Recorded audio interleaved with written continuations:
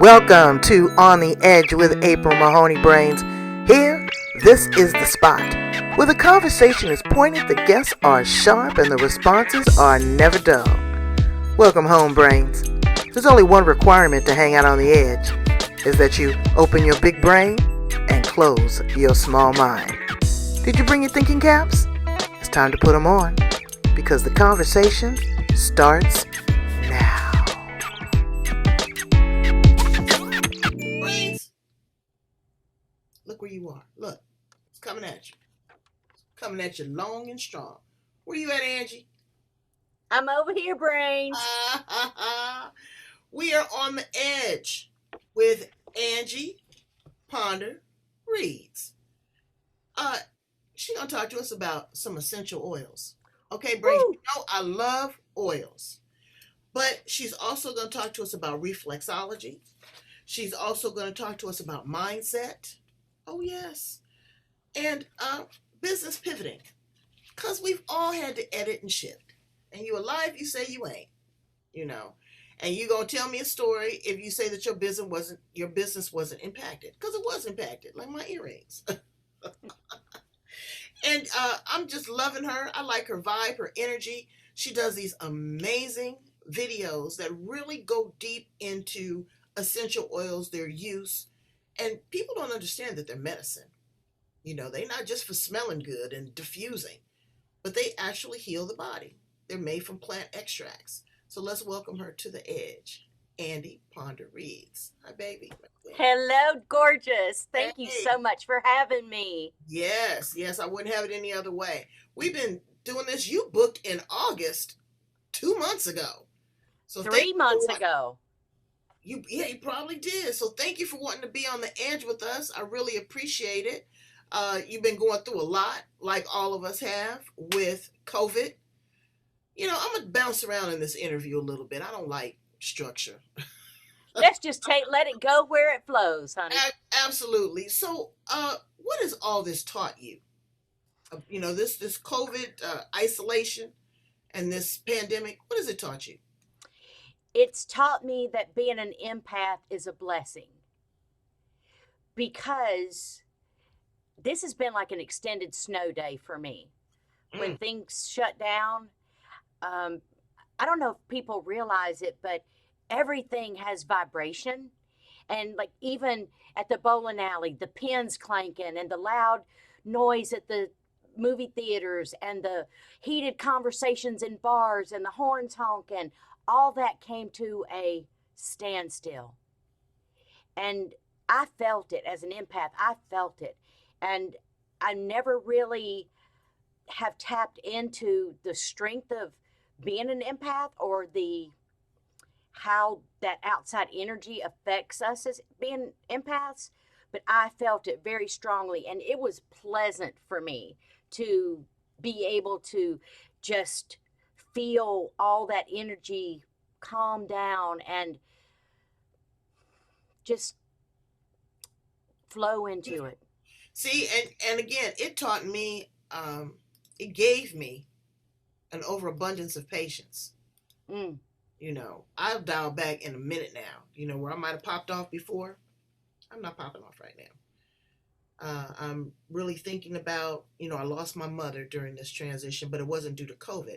But I just looked at how many seniors and other people, just in the twinkling of an eye, boom, you find one day, dead the next. And about following rules, because, you know, we were both laughing about being Leos. You know, we are rule makers. Okay, we're rule breakers. And my husband is such a rule. I mean, he follows it to the letter. Sometimes it's annoying. But with all of that, it's taught me to really follow the rules, and respect other people's space. You know, whether I want to wear a mask or don't wear a mask, if everybody else is wearing a mask, I'm going with the flow. If it's not about going somewhere and staying at home, I've made the queendom, you know, the perfect place for serenity. So I do that. But there's such things that I miss, like a good massage, you know, a good touching, getting my hair braided, because I don't want to be sitting there for 6 hours and letting somebody breathe on me. Going out to fine restaurants, going to concerts, all of that. I miss all of that. So you have a great way of creating a mood, a vibe, and energy with your essential oils, doTERRA. I Tell us a little certainly bit do. about that. I want to know about that because you really do, like I said, an excellent job of explaining how to use them in your videos. But you always have a promotion, so I'm scared to run them. So tell me what you're doing right now and how they work. Well, right now it's the beginning of August, so we always have monthly specials. When I talk about the uses of essential oils, I do want to throw a medical disclaimer out there that I'm not a doctor. I don't play one on TV, and uh, make sure that you talk to your practitioner. And if they don't know about essential oils, come talk to me. I can help educate you as much as far as you want to go, as deep as you want to dive into the world of essential oils. I'll be happy to help you. I know for me that if, as a reflexologist and a passionate essential oils specialist, that when I'm using essential oils, I can alter my mood. I Mm, can support my immune system. mm, I can eliminate my stress. I can help myself sleep better. I can help my body process gluten that I'm eating that's I'm really? not I'm a gluten sensitive person, very sensitive. So if I go out to a restaurant or I get food brought in and I don't know exactly what's in it, I can tell within 15 minutes if it's going to affect me. I go right to my oils and my supplements that are also doTERRA, and I can help get that stuff through my body quicker so it's not lingering there to affect me for a couple days. Right. Now, also aromatherapy. I see that you have a diffuser in the back there. What you burning, baby? I am burning because I'm with you. I am burning. I'm not burning anything. I'm diffusing. It's got water in there. Um, I'm diffusing wild orange, which is the oil of abundance, Mm. and lit sea, which comes from New Zealand, I believe, and it is the oil of manifestation. So Oh, I figured we could manifest some abundance here on this call today, and that's why I chose those two. absolutely. So I'm a burner because I just got finished burning some sage. Okay. Now I like to burn sage too. Yeah, I don't I'm a burn my burner off. oils because it when I burn them, I put a fire under them or I heat them up. It kind of takes away the therapeutic value of the oils. Right. And so I have some fragrant oils that I like to burn because I like to create a mood. I like to create a vibe. I like to relax. Sometimes I need to heighten my senses. But you also use these oils, or these oils have been approved to work with children. Oh, absolutely. I use oils on babies, on geriatric clients. I use oils on my dogs, and they're around here somewhere, but Relax. they are relaxed. Absolutely. So tell me a little bit about reflexology. I'm gonna tell you my Louise Hayes story. Have I ever told you my Louise Hayes story? I don't think so, but I'd love to hear it because I love Louise Hay. Well, bless her heart, in the land beyond. So I'm at a big high-end conference, and outside they have all these vendors, and one of the vendors is a reflexologist. And I've never had reflexology done. I've had foot massages and all that, but just to really kind of focus on areas and releasing blocks and energy and all that with my feet, I had never done it. So I got in this dude's chair and he put the magic on me. I was like, woo, you making me want to get a divorce and remarry you. So he says, well, why don't you come to my house, to my studio, and, become a client? I said, okay. I go there, I go in the room, and this woman is sitting next to me. She is talking to me, Angie, and she is pouring into me some heavy stuff. I mean, baby, it was so heavy you needed a crane. And I'm absorbing all of this, and we're just vibing back and forth. And at the end of the session, I go and leave, and he goes, wow. He says, you're very lucky. And I said, very lucky. He No. said, you've been sitting there for an hour and a half with Louise Hay. Oh my goodness. And I mean, she was so unassuming, just real casual. And I'm like, what? That is a great story. It was amazing. But their reflexology was even more amazing. Okay. And so I really got online.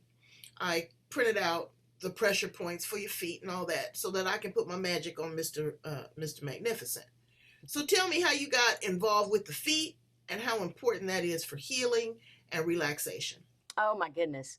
Well, the way I got started, I walked into my reflexologist office about 30 years ago. I went there just out of curiosity because my sister was taking her kids there for their allergies. And I needed to go there at that time for my menstrual cramps. Mm. And I had uh, very bad issues each month. And I thought, well, maybe this guy can help me. And the first day I walked in there and he touched my feet, he said, I don't know what you do for a living, but you are going to be a reflexologist one day. You have this gift, and I know it, I feel it, and trust my word, you're going to do this. And I owned a banquet facility and a catering business at the time, had 13 employees, and I just laughed at him and I said, no way, there's no way. I have a very lucrative business and I'm enjoying it, and I don't ever see myself working on feet. Fast forward to 2003, a lady walked into my office and said, I want to buy your business. And 60 days later, we were closed and I was gone. And I thought, okay, now what am I going to do with the next chapter? Right. And I remember that nudge that he gave me about being a reflexologist. I was still seeing him at the time. Mm-hmm, mm-hmm. And I also remember that I had loved doing hair and gone to started my cosmetology school back in high school as an outside elective. And I thought, well, I could either go back and do hair because that's fun, or I can check out this reflexology thing. And there was a school near me that happened to be starting a course for reflexology certification within like a 6-month period.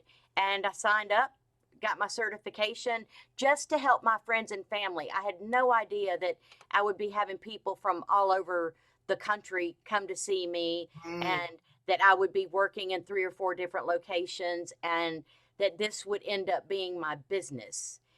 And it's just been such a blessing for me. I love it. I'm so passionate about it, and I'll never retire from working on feet or playing with feet. I don't consider it work because I'm helping other people, and it's a joy. So you have a foot there. I do. Bring out your foot. Give us a couple, if you want to give somebody just a really nice massage to relax them, where are some areas that they could touch on? Well, when people come to me, they don't come to me for a feel-good foot massage. If you have issues, you're going to have some tender spots in your foot. And one of the ones that's the most tender is your solar plexus area. And when we work and we have our hands in front of us all the time, or women are carrying babies around, or they're reading, or they're on the computer, these muscles right in here tend to tense up. Mm-hmm. So our solar plexus right in between that rib cage, it tenses up as well. Mm-hmm. Now on your foot, right below the ball of your foot in the center here is the solar plexus area. And if you take your thumb and you go deep into that area, you're going to feel a little hollow spot. Mm-hmm. And you want to press in and up real quickly. And that's like a switch. And that's going to really help to start that relaxation part of the procedure. And I noticed when I give my husband a foot massage, I heard it because you're probably working with plastic, but you can feel the breakup. You can feel the crunching part of it. Yes. Now I call those crystals. What that is just minerals and toxins in our bodies that gravity is pulling down to the bottom of our feet. Mm-hmm. Also, what about grounding? I'm big for grounding. I love to go to the beach and put my feet in some salt water, as well as in the sand, because that pulls out all of that electromagnetic energy that we have been storing from the cell phone, from the microwave food, watching the television, just in the atmosphere within itself. Do you find that grounding is very important too when working? Oh my goodness, absolutely. Grounding is extremely important, and that's why do you think our ancestors never really covered their feet? Mm-hmm. Mm-hmm. They're staying in close contact with Mother Earth, and whether they knew it or not, they were getting that grounding. And they didn't know what they didn't know, and they didn't know what they were missing out on because they never really covered those feet.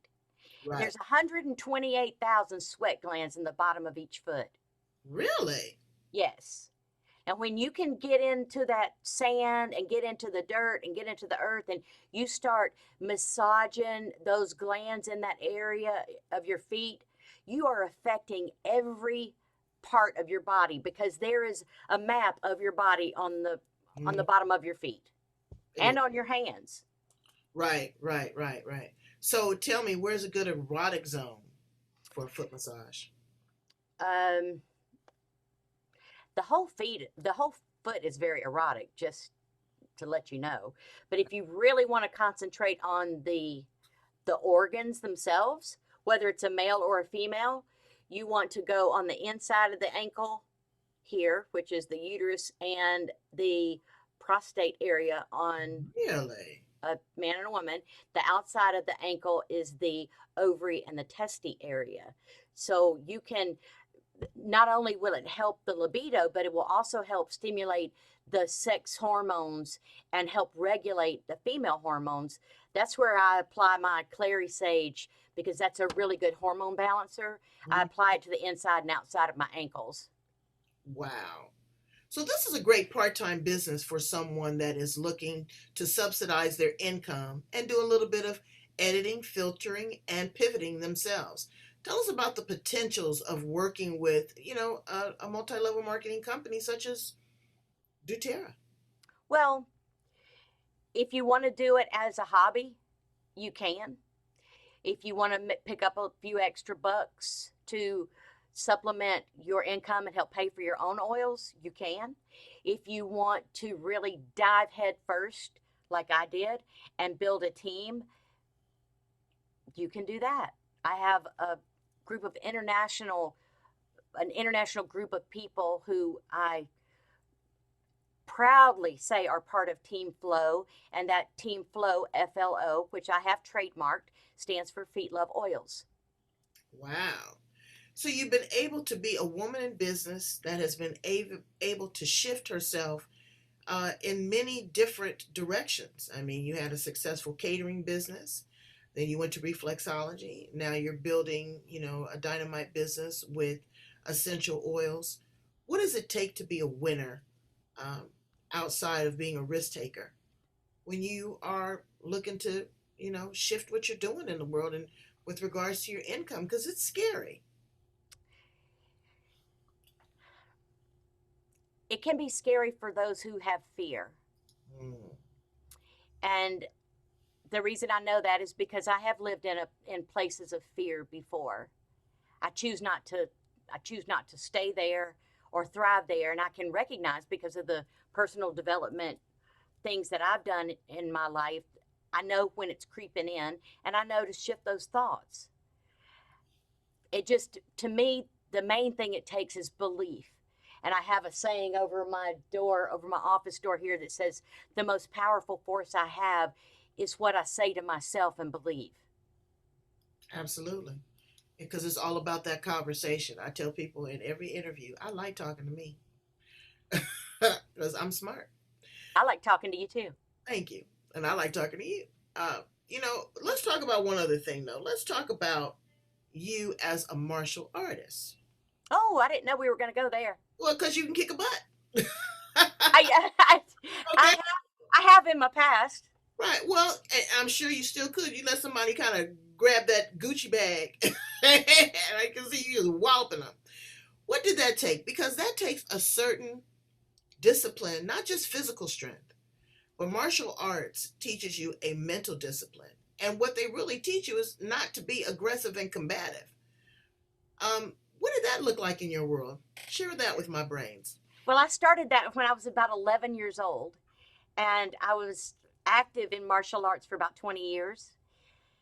At the age of, let's see, I was 16 when I got my black belt, and I worked in Manhattan with the Professional Karate Association. I was coordinating, helping Joe Corley coordinate all of the full contact karate for ESPN and NBC at the time. So I was really deeply involved in the competitive side of it early on and then the professional side of it as I got older. as a kid going into it, I was just such an ugly little girl, in my opinion. You're going through that awkward puberty stage where you've got acne. I had buck teeth. Um, my neighbors, the boys, used to argue over who was going to have to ride me on their motorcycle. I rode her last time. You got to ride her this time. And my last name was Ponder, so they called me Quarter Pounder, and they called me Algie instead of Angie. So I got bullied and I got picked on. And as a girl growing up, that hurts. And when I went into that karate school for the first time and I started doing some of the moves that the instructor had me doing, I realized I was good at it. And I really enjoyed it. And I would take the school bus home to the karate, or I would take the school bus from the school to the karate school every day, and I would do my homework there, and then I would help teach classes, and I would be there until about 8 or 9 at night until my parents came to get me. This went on for years. And in 1980, I would have been, 19 years old, because I'm 60 years old this month. No, are you 60? Go on with yourself, Queen.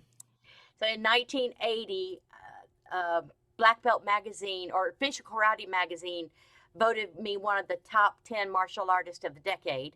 And I was the only female in there. And at the time, karate was really big in the Atlanta area. And I had articles on the cover of the sports page of the Atlanta Journal. And in Karate Illustrated, they did a nice article for me. So things that, those things really are moments that I cherish, because I really did dive into it, and I put a lot of effort and passion and love into that sport.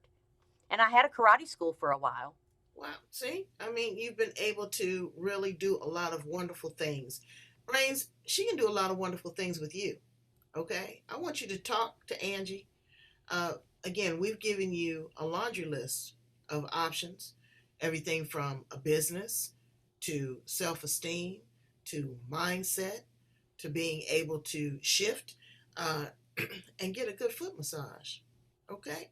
Brains, it's so important that we try to find some sort of balance and harmony. Things will never go back to the way that they used to be. And that's called change. And change is inevitable. So you better get in line or you're going to get left behind. Simple as that. So, Angie, please tell my brains how to contact you for more information on any of the things we just listed. You can jump on my website at feetloveoils.com, subscribe to my newsletter, or you can reach out to me on Facebook at Angi Reid and send me a message. I'd love to hear from you. And we'd love you to come back and share more great things with us, and really kind of talk to us a little bit more about the oils, how they're used, what they're made of, because people aren't aware of that. They don't think that they're medicine, and they are medicine. And well, I don't ever use, because of the FDA regulations, I never use the word medicine and essential oils in the same sentence because I try to stay compliant. But essential oils are a catalyst to help your body reach a level of homeopathy and homeostasis, which is just putting your body in balance enough that it's able to heal itself. Okay, that's a good definition and clarification. Thank you so much for being here on the edge with me. I appreciate you. I value you. Look at that. Okay, and we are about to do the thing, all right? Brains, I need you to go in and subscribe to everything, especially the YouTube channel. We want to raise those numbers. We want to lift that frequency, right? We are on LinkedIn. We're on Twitter. We're on Instagram. We're everywhere that you need to be. And again, if you're not on the edge, you're taking up way too much space. Stay in the flow, girl. That's right. Bye, Angie. Bye, darling.